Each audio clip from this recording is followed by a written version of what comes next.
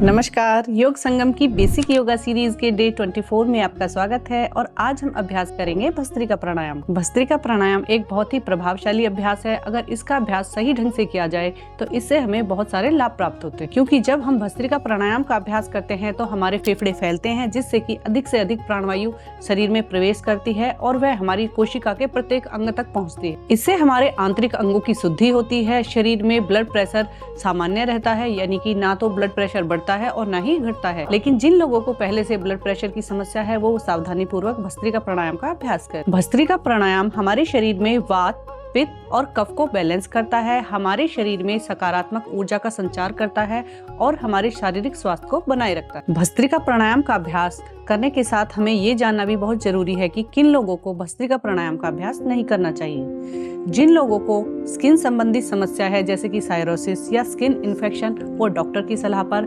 भस्त्रिका प्राणायाम का अभ्यास करें। इसके अलावा जिन्हें हाई बीपी और हार्ट की प्रॉब्लम है वो इसका अभ्यास ना करें। भस्त्रिका प्राणायाम का अभ्यास करने के लिए किसी भी सुखपूर्वक आसन में बैठ जाएं, क्योंकि बैठने की स्थिति विशेष रूप से प्रभाव डालती है आपके किसी भी अभ्यास को करने में, मुख्य रूप से प्राणायाम के अभ्यास। क्योंकि जब हमारे बैठने का तरीका सही होता है, यानी हमारा मेरुदंड बिल्कुल सीधा होता है, तो यह हमारे श्वसन तंत्र, पाचन तंत्र और रिप्रोडक्टिव सिस्टम पर सकारात्मक प्रभाव डालता है। जब आप अभ्यास करते हैं, आप आसानी से नीचे बैठ पाते हैं तो बहुत अच्छा। अगर नहीं बैठ पाते तो आप किसी कुशन के ऊपर या फिर टॉवल को इस तरीके से फोल्ड करें और उस पर बैठ जाएं। इस तरीके से इसे पीछे लेकर जाएं, आराम से बैठ जाएं। इससे क्या होगा, हमारे नितंब नीचे की तरफ रहेंगे, रीढ़ की हड्डी बिल्कुल सीधी रहेगी और घुटने आपके जमीन की तरफ रहेंगे। इस तरीके से बैठ जाएं किसी भी सुखपूर्वक आसन में।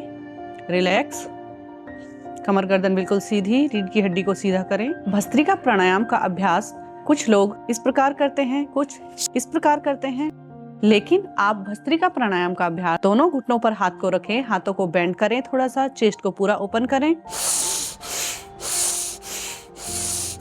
भस्त्रिका प्राणायाम का अभ्यास करते हुए एक बात का विशेष रूप से ध्यान रखें कि आपको उदर श्वसन नहीं करना है, यानी कि पेट से श्वास नहीं लेना है। आपको अपनी चेस्ट से, अपनी छाती से श्वास भरना है और छोड़ना है।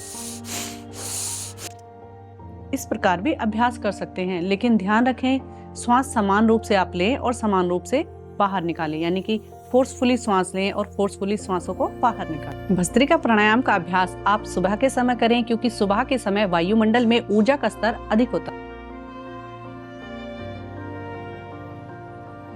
भस्त्रिका प्राणायाम का अभ्यास करने के लिए सुखपूर्वक स्थिति में बैठने के बाद आंखों को कोमलता से बंद कर लें।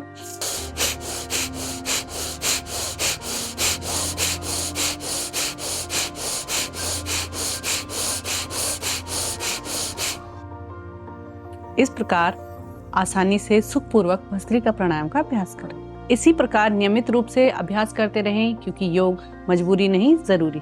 चलिए मिलते हैं कल के डे 25 में, जिसमें हम अभ्यास करेंगे नाड़ी शोधन प्राणायाम का। धन्यवाद।